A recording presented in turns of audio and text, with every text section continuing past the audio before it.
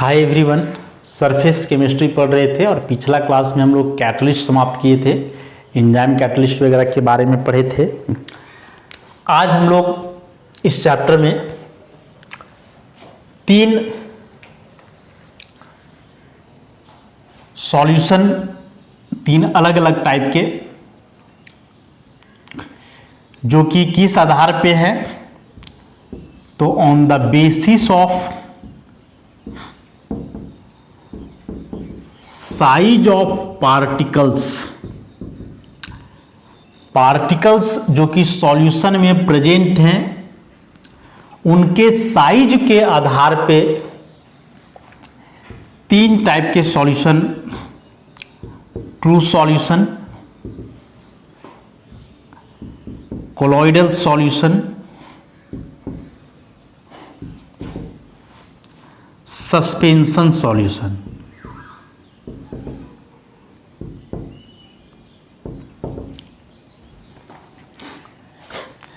तो ये जो तीन क्लासिफिकेशन हैं, ट्रू, कोलॉइडल और सस्पेंशन, तो ये तीन क्लासिफिकेशन हैं पार्टिकल्स के साइज के आधार पे कि ये तीनों टाइप के सॉल्यूशन में जो पार्टिकल्स प्रेजेंट हैं वे किस प्रकार के हैं, उनका साइज क्या है। साइज कहने का मतलब जनरली हम लोग पार्टिकल को एक स्फेरिकल रूप में देखते हैं, तो इसका डायमीटर, साइज का मतलब इसके डायमीटर की बात करेंगे हम लोग। तो ट्रू सॉल्यूशन में जो पार्टिकल का साइज होता है less than 1 nanometer. Suspension solution में पार्टिकल का साइज ग्रेटर देन 1000 नैनोमीटर। बचा कोलॉइडल, तो इसके बीच का 1 नैनोमीटर से लेकर के 1000 नैनोमीटर तक। तो यदि particle size less than 1 nanometer हो तो वैसे सिस्टम को ट्रू सॉल्यूशन बोलेंगे। यदि पार्टिकल साइज 1000 नैनोमीटर से अधिक हो तो सस्पेंशन, और यदि पार्टिकल साइज 1 नैनोमीटर से 1000 नैनोमीटर के बीच हो तो कहलाता है कोलॉइडल। अलग अलग यूनिट में रहते हैं, अलग अलग टाइप से। तो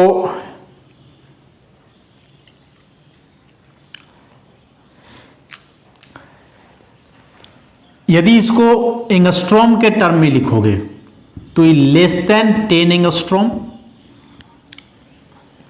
ट्रू सॉल्यूशन में पार्टिकल का साइज 10 एंगस्ट्रॉम से कम। सस्पेंशन में 10,000 एंगस्ट्रॉम से ज्यादा, और इसमें फिर इसके बीच में 10 से लेकर के 10,000 एंगस्ट्रॉम के बीच। देखो एग्जाम में जब आएगा तो इसमें से कोई भी यूनिट में लिख सकते हो, लेकिन यदि ऑप्शन दिया हुआ रहेगा वहां तो हो सकता है कि सारा ऑप्शन सही रहे, बस अलग अलग यूनिट में दिया हुआ रहे, तो ये भी फिर वहां दिमाग लगाना काफी जरूरी हो जाता है। उसी प्रकार से यदि पिकोमीटर में रहे तो ये हो जाएगा 1000 पिकोमीटर, ये हो जाएगा 10⁶ पिकोमीटर, और फिर यहाँ हो जाएगा 10⁻3, मतलब 1000 से लेकर के 10⁶ पिकोमीटर के बीच। तो ऐसे अलग अलग यूनिट में रहेंगे।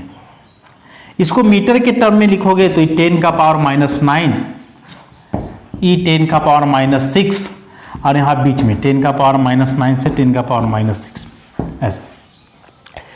तो ये पार्टिकल साइज के आधार पे जो है तीन कैटेगरी हुए, true solution, colloidal solution, suspension. हालांकि कोलॉइडल सॉल्यूशन नहीं, कोलॉइडल स्टेट होता है, आगे हम लोग पढ़ेंगे इसके बारे में। लेकिन फिलहाल इस पार्टिकल साइज के रेंज को याद रखोगे सारे यूनिट्स में, क्योंकि यहां से एक क्वेश्चन एग्जाम में आता है, डेफिनेटली यहां से क्वेश्चन आना ही है। तीनों में से किसी का भी पूछ सकता है, जनरली कोलॉइडल का पूछता है। तो बस ये अलग अलग यूनिट में इसको सब में याद कर लेना है, कोई भी एग्जामिनेशन में आ सकता है, या हो सकता है कि सारे यूनिट्स में दिया हुआ हो और सभी ऑप्शन सही हो, तो वहां फिर मुश्किल हो जाएगा यदि नहीं सारे यूनिट्स में याद रखोगे इसका रेंज। अब हम लोग यदि डिस्टिंक्शन करें ये तीनों में, ट्रू सॉल्यूशन, कोलॉइडल सॉल्यूशन और सस्पेंशन में, तो एक तो ये पार्टिकल के साइज के आधार पे डिस्टिंक्शन हुआ, अंतर।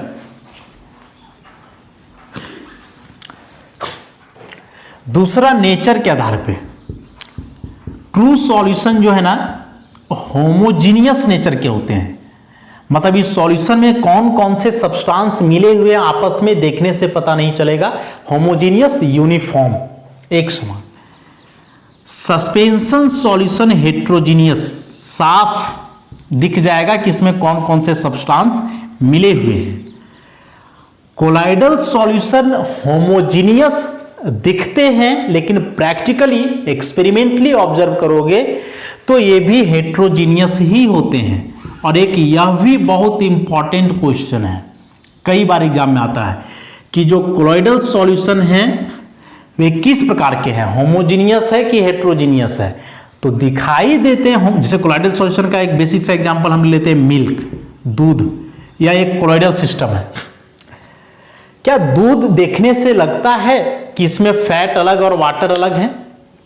नहीं पता चलता है ना, वो तो यूनिफॉर्म लगता है, तो उसको हम लोग होमोजीनियस बोलते हैं। दिखता होमोजीनियस है लेकिन प्रैक्टिकली यह एक हेट्रोजीनियस कॉम्बिनेशन है। और वो साफ पता चलता है जब दूध फट जाए या दूध से दही बनाओ तो फैट अलग पानी अलग, वहां से पता चलता है। तो कोलाइडल सॉल्यूशन होमोजीनियस दिखते हैं लेकिन एक्चुअली वे होते कैसे हैं, हेट्रोजीनियस नेचर के।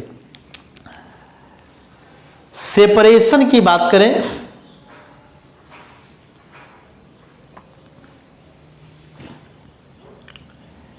सेपरेशन, पार्टिकल को सेपरेट करने का, तो ट्रू सॉल्यूशन के पार्टिकल को सेपरेट करना पॉसिबल नहीं है, कांट बी सेपरेटेड, क्योंकि पार्टिकल का साइज अलग अलग है। Can't be separated by filtration, छान करके चाहोगे कि पार्टिकल को अलग कर ले तो नहीं हो पाएगा, फिल्टरेशन। कोलाइडल सॉल्यूशन को भी फिल्टरेशन से सेपरेट करना पॉसिबल नहीं है। दूध को छानोगे तो उसका फैट अलग और पानी अलग थोड़े होता है, नहीं होता है। सस्पेंशन सॉल्यूशन का फिल्टरेशन पॉसिबल है, फिल्टरेशन के माध्यम से इसके पार्टिकल को अलग किया जा सकता है, सस्पेंशन सॉल्यूशन के पार्टिकल को। हाँ, कोलाइडल सॉल्यूशन के पार्टिकल का सेपरेशन के लिए फिर हम लोग स्पेशल टेक्निक यूज करते हैं जिसको अल्ट्रा फिल्टरेशन बोलते हैं। नॉर्मल जो ऑर्डिनरी फिल्टरेशन है ना, उसके माध्यम से पार्टिकल को सेपरेट करना पॉसिबल नहीं है, लेकिन अल्ट्रा फिल्टरेशन, स्पेसिफिक टाइप का जो फिल्टरेशन होता है उससे सेपरेट करना पॉसिबल है। उसके बाद जो ट्रू सॉल्यूशन है, particles do not settle, settle मतलब नीचे बैठ जाना, जिस बर्तन में सॉल्यूशन है पार्टिकल उस बर्तन में नीचे बैठ जाएंगे, ये जनरली नहीं होता है। ट्रू सॉल्यूशन के पार्टिकल्स कभी सेटल डाउन नहीं होते, लेकिन कोलॉइडल हो या सस्पेंशन, ये दोनों के पार्टिकल्स जो है सेटल डाउन हो सकते हैं नीचे स्पेसिफिक कंडीशन में। सस्पेंशन का तो हमेशा हो ही जाएगा, कोलॉइडल का किसी स्पेसिफिक कंडीशन में जो है पार्टिकल सेटल डाउन हो सकते हैं, नीचे बैठ सकते हैं बॉटम में। पार्टिकल्स के विजिबिलिटी की बात करें तो ट्रू सॉल्यूशन के पार्टिकल्स को देखना पॉसिबल नहीं है। पार्टिकल्स आर इनविजिबल, अदृश्य होते हैं। किसी भी सिचुएशन में खुली आंखों से या माइक्रोस्कोप किसी भी माध्यम से ऐसे पार्टिकल्स को देखना पॉसिबल नहीं होता है जनरली। सस्पेंशन सॉल्यूशन के पार्टिकल्स को तुम नेक्ड आइज से भी देख सकते हो, खुली आंखों से। कोलॉइडल सॉल्यूशन के पार्टिकल्स नेक्ड आइज से तो नहीं दिखते हैं, लेकिन स्पेशल माइक्रोस्कोप वगैरह से देखोगे तो इसके पार्टिकल्स दिखाई देते हैं। तो ट्रू सॉल्यूशन के पार्टिकल्स कंप्लीटली इनविजिबल हैं, सस्पेंशन के पार्टिकल्स नेक्ड आइज, खुली आंखों से भी देखे जा सकते हैं, और कोलॉइडल सॉल्यूशन के पार्टिकल्स को खुली आंखों से देखना ऐसे पॉसिबल नहीं है, उसके लिए माइक्रोस्कोप का इस्तेमाल किया जाता है। तो इसके पार्टिकल्स को हम लोग देख सकते हैं, कोलॉइडल सॉल्यूशन के पार्टिकल्स को। अपीयरेंस की बात करें तो ट्रू सॉल्यूशन जो है ना एकदम ट्रांसपेरेंट नजर आएगा, ट्रांसपेरेंट, एकदम क्लियर सॉल्यूशन, आर पार दिखाई दे देगा सॉल्यूशन का। कोलॉइडल सॉल्यूशन जो है ट्रांसलूसेंट टाइप का बोल सकते हैं इसको, ट्रांसलूसेंट, और सस्पेंशन सॉल्यूशन ऑपेक। ऑपेक अपारदर्शी हिंदी में, ट्रांसपेरेंट पारदर्शी और ट्रांसलूसेंट पारभासी। अपारदर्शी मतलब इसके आर पार देखना एकदम पॉसिबल नहीं है, पार्टिकल का साइज बड़ा होता है ना तो आर पार दिखाई नहीं देगा। ट्रू सॉल्यूशन में पार्टिकल का साइज काफी छोटा है, ट्रांसपेरेंट एकदम साफ सॉल्यूशन रहेगा, इसके आर पार देखना पॉसिबल है। कोलाइडल सॉल्यूशन ट्रांसलूसेंट मैंने आर पार दिखाई देगा लेकिन उतना क्लियरली नहीं, धुंधला धुंधला टाइप का। तो यही नेचर हुआ। True solution transparent, colloidal translucent और सस्पेंशन जो है ऑपेक टाइप के होंगे। एक दो इंपॉर्टेंट फिनोमिनन हम लोग पढ़ेंगे टिंडल इफेक्ट के बारे में, आगे पढ़ेंगे इसी चैप्टर में। तो इस टिंडल इफेक्ट को ट्रू सॉल्यूशन नहीं एग्जिबिट करता है, कोलॉइडल एग्जिबिट करता है, सस्पेंशन भी एग्जिबिट करता है। ये टिंडल इफेक्ट क्या है ना, डिटेल में इसको आगे बताया जाएगा, बताएंगे उसमें। उसी प्रकार से एक होता है ब्राउनियन मूवमेंट। तो उस ब्राउनियन मूवमेंट को भी ट्रू सॉल्यूशन के पार्टिकल्स नहीं शो करते हैं, कोलॉइडल के पार्टिकल जो है उसको शो करते हैं। सस्पेंशन सॉल्यूशन के पार्टिकल का साइज और बड़ा है तो वे शो कर सकते हैं, कर ही लेंगे ऐसा जरूरी नहीं है। तो ये सभी कुछ अंतर है। देखो इस चैप्टर को पढ़ोगे सरफेस केमिस्ट्री को, तो इसमें से जितने भी टॉपिक्स हैं पूरे चैप्टर में मैक्सिमम तुमको डिफरेंस ही मिलेगा। अभी तक में क्या, जैसे एडजॉर्प्शन एब्जॉर्प्शन का difference, physical adsorption chemical adsorption का difference, homogeneous catalyst heterogeneous catalyst का डिफरेंस है। उसके बाद फिर अभी हम लोग ये 3 टाइप का पढ़े, ट्रू, कोलॉइडल, सस्पेंशन, इसका डिफरेंस। तो इस डिफरेंस को ही याद कर लोगे, मान के चलो डिफरेंस को ही याद करोगे, एग्जाम में डेफिनेशन आता है तो इसी डिफरेंस को पॉइंट वाइज करके हम लोग लिख देंगे तो डेफिनेशन इसका बन जाना है ऐसे। तो इस डिफरेंस को ही याद कर लोगे। पूरे चैप्टर में कई डिफरेंस हैं ऐसे कॉलम वाइज करके बनाए हुए हैं, और वही सबको याद कर लोगे तो चैप्टर कंप्लीट हो जाएगा ऑलमोस्ट। और एग्जाम में जनरली डिफरेंस ही आता है कि ट्रू कोलॉइडल सस्पेंशन के बीच क्या अंतर है, एडजॉर्प्शन एब्जॉर्प्शन के बीच क्या अंतर है, या फिजिकल केमिकल के बीच क्या अंतर है, फिजिकल एडजॉर्प्शन या केमिकल एडजॉर्प्शन। तो ऐसे हम लोग अलग अलग केस में इसको याद रखेंगे। सारे डिफरेंस को जो है अच्छे से याद कर लेना है। अब जैसे एक नॉर्मल सॉल्यूशन जो हम लोग पढ़े हैं, तो एक नॉर्मल सॉल्यूशन में 2 कंपोनेंट होते हैं, सॉल्यूट और सॉल्वेंट। उसी प्रकार से एक कोलॉइडल सिस्टम, इन तीनों में सबसे इंपॉर्टेंट कोलॉइडल है, इंटरमीडिएट रेंज वाला। तो इसी को हम लोग डिटेल में पढ़ेंगे इस चैप्टर में।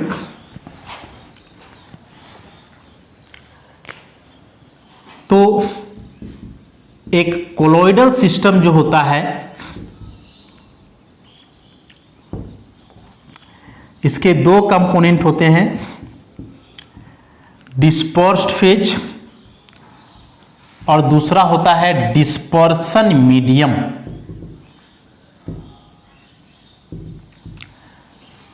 Dispersed phase is just like solute in a solution and dispersion medium is just like solvent in a solution. जिस प्रकार से एक सॉल्यूशन में सॉल्यूट होता है उसी प्रकार से कोलॉइडल सिस्टम में डिस्पर्स्ड फेज होता है, और जिस प्रकार से एक सॉल्यूशन में सॉल्वेंट होता है उसी प्रकार से कोलॉइडल सिस्टम में डिस्पर्सन मीडियम होता है। तो सॉल्यूट होने का मतलब क्या, लेसर अमाउंट, कम मात्रा में होता है। डिस्पर्सन मीडियम होने का मतलब क्या, जो ज्यादा मात्रा में होता है, लार्जर अमाउंट में जो होता है।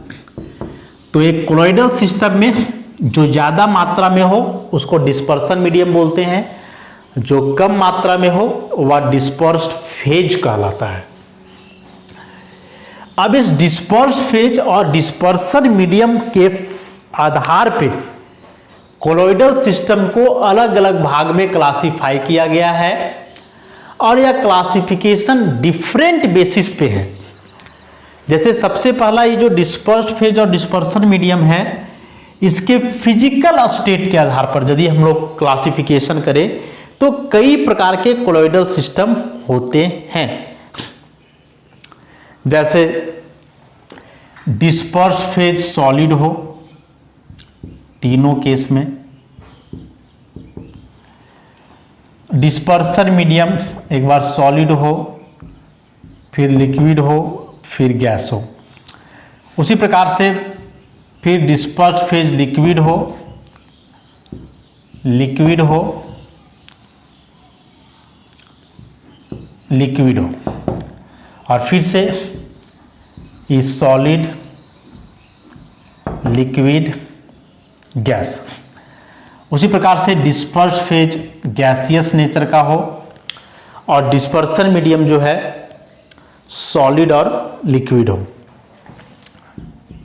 Solid and liquid. तो यदि दोनों सॉलिड हो, डिस्पर्स फेज भी सॉलिड, डिस्पर्सन मीडियम भी सॉलिड, तो ऐसे कोलाइडल सिस्टम को हम लोग बोलते हैं सॉलिड सोल। सोल है, सॉल्यूशन नहीं, सॉल्यूशन का शॉर्ट फॉर्म नहीं समझोगे, सोल, सॉलिड सोल। एग्जाम्पल में जैसे एलॉयज हैं, मिश्र धातु, या जो कलर्ड ग्लासेस होते हैं जो देखते हो बिल्डिंग वगैरह में लगा हुआ रहता है, रंग बिरंगा ग्लास, शीशा, तो ये सभी सॉलिड सोल के एग्जाम्पल हैं। उसी प्रकार से disperse phase solid, dispersion medium liquid, माने ज्यादा मात्रा में लिक्विड रहेगा, कम मात्रा में सॉलिड, तो ऐसे सिस्टम को बोलते हैं सोल। एग्जाम में यहीं से क्वेश्चन आता है कि सोल क्या है, तो वैसा कोलाइडल सिस्टम जिसमें डिस्पर्स फेज सॉलिड हो और डिस्पर्सन मीडियम लिक्विड हो। एग्जाम्पल में पेंट वगैरह जो होता है वे सभी सोल है। उसी प्रकार से डिस्पर्स फेज सॉलिड और डिस्पर्सन मीडियम गैस, तो ऐसे सिस्टम को हम लोग बोलते हैं एरोसोल, AEROSOL, एरोसोल। एग्जाम्पल में जैसे स्मोक, स्मोक माने स्मॉग प्लस, या स्मोक, हाँ स्मोक ही हुआ, स्मोक प्लस फॉग को हम लोग स्मॉग बोलते हैं, ऐसा। तो एरोसोल क्या है, तो वह कोलाइडल सिस्टम जिसमें डिस्पर्स फेज सॉलिड हो और डिस्पर्सन मीडियम क्या हो, गैस। उसी प्रकार से डिस्पर्स फेज लिक्विड और डिस्पर्सन मीडियम सॉलिड, मतलब ज्यादा मात्रा में सॉलिड और कम मात्रा में लिक्विड, तो ऐसे कोलाइडल सिस्टम को बोला जाता है जेल। जेल जनरली जो हम लोग इस्तेमाल करते हैं, बाल में लगाते हैं, तो देखियो वह जेल कैसा रहता है, उसमें ज्यादा मात्रा में सॉलिड होता है और कम मात्रा में लिक्विड होता है, तो उस प्रकार के सिस्टम को ही जेल बोलते हैं। और भी इसके कई एग्जाम्पल हैं, चीज, बटर, कर्ड, ये सभी जो है जेल के एग्जाम्पल हैं। उसी प्रकार से यदि दोनों लिक्विड हो, डिस्पर्स फेज भी लिक्विड, डिस्पर्सन मीडियम भी लिक्विड, तो ऐसे कोलाइडल सिस्टम को बोला जाता है इमल्सन। वेरी इंपॉर्टेंट, इमल्सन ही अधिकतर आता है। इमल्सन मतलब वह कोलाइडल सिस्टम जिसमें डिस्पर्स्ड फेज और डिस्पर्सन मीडियम दोनों क्या हो, लिक्विड। एग्जाम्पल इसका एक बहुत ही कॉमन है, मिल्क, दूध। ऐसे एग्जाम में आता है, मिल्क कीजिए, एग्जाम्पल ऑप्शन दे देगा यहां से, सोल, जेल, इमल्सन, एरोसोल, ऐसे करके।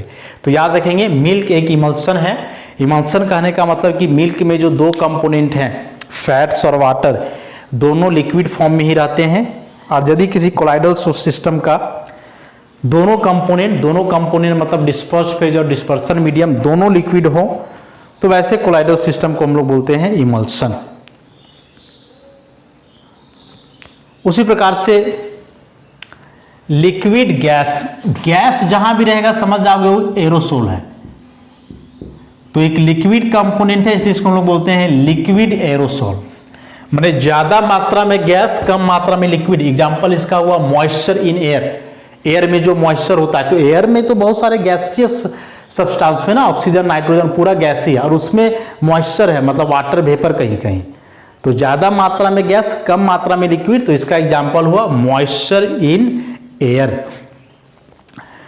उसी प्रकार से गैस और सॉलिड, कम मात्रा में गैस, ज्यादा मात्रा में सॉलिड। याद रखोगे कि डिस्पर्सन मीडियम यदि गैस हो तो उसको एरोसोल बोला जाता है। गैस केवल नहीं देखना है, डिस्पर्सन मीडियम गैस होना चाहिए।